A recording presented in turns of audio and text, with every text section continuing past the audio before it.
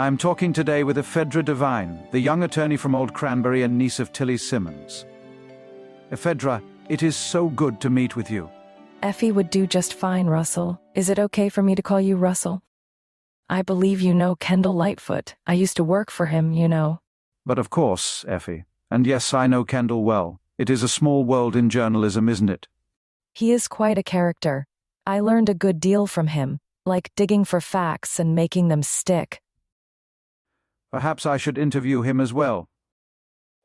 What I am curious about, though, is your relationship with your aunt. Tilly is not really my aunt, Russell, but in many ways she has been more like a mom to me. How so? For reasons I won't get into, my mom was unable to care for me when I was quite young. Tilly worked as an aide in the hospital and saw that I was lost and troubled. She took me in and gave me the life I have today. That's an amazing story. She didn't mention that to me when we talked. She doesn't focus the light on herself. That's one way that we are so different. I am all about putting myself out there. After all, if they don't know you exist, how are you going to get anywhere in life? You do seem to know what you want. I understand you went away to school. College and then law school. You can't win your case unless you equip yourself with the right tools.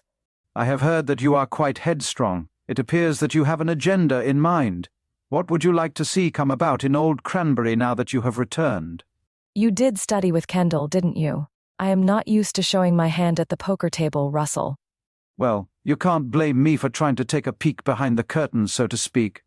Be careful. That kind of talk can get you in trouble these days. You are so right, Effie. Forgive me. I was not implying anything lewd. I didn't think you were, but this is going to be heard by many people. It is important that they understand what is truly at stake here. What exactly is at stake, Effie? Is it the development of the Old Cranberry properties? If only it was that simple.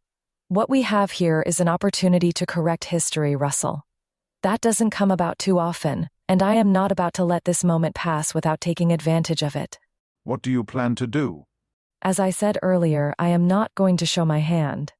Well, I guess we will just have to wait and see, won't we?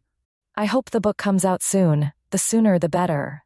Well, Effie, this has been enchanting. I am so glad you took the time to talk with us today, and we are all looking forward to reading about the Old Cranberry Ladies' Garden Club when the book comes out. Pay particular attention to my story, Russell. It is at the heart of the matter. Thank you again, Effie.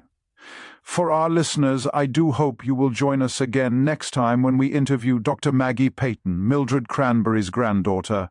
We will want to hear what her plans are for the Children's Cancer Center. Aren't you going to interview Kendall? He's much more interesting than Maggie.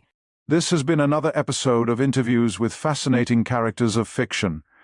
The Old Cranberry Ladies' Garden Club, The Ghost and the Key, is the first novel in a series by Bill Cusano. The e-book is available now on Amazon.com. The paperback will be released in the spring of 2025, along with an audiobook. You can learn more about the book and the Cranberry family on our website, billcusano.com. And you can access more of Bill's writing on billcusano.substack.com, where you will find more interviews with the characters. Thank you for listening to this preview. If you have any questions or comments, please write to bill@billcusano.com.